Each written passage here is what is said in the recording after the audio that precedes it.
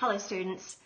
Today's story is from a book, The Miracle of America, Birth of a Nation by Brian Trotter and William Norton.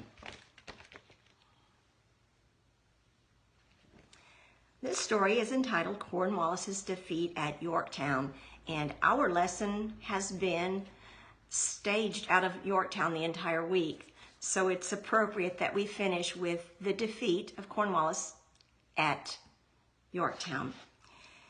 It's a strange phenomenon in history that very often a victory will come on the heels of a profound defeat. And that's exactly what happened in 1781 with General Washington and Cornwallis at Yorktown. General Washington had learned of the French plan to bring their fleet into Chesapeake Bay. And in doing so, they would surround and trap Cornwallis. Washington developed a masterful plan. While he appeared to be trying to capture New York, he in fact prepared for a march on Yorktown. The tactic was a remarkable success. Before the British knew what was happening, the French fleet had bottled up the entrance to the Chesapeake and sealed off Yorktown.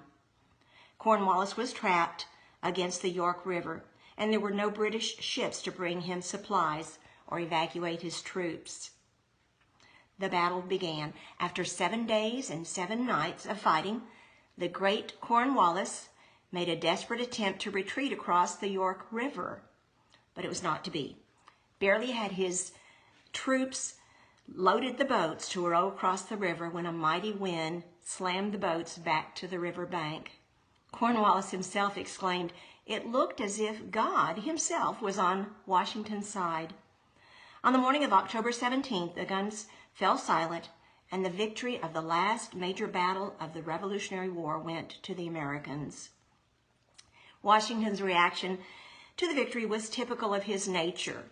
He earnestly recommended that all troops attend church services and do so in a spirit of gratitude for the divine providence that had blessed them throughout the war. And instead of a question today, I have a challenge for you. I'd like to ask you to, over the summer, read at least one book about George Washington, and there are hundreds. A few that I could recommend to older readers. Here's one called Washington, the Indispensable Man by James Thomas Flexner.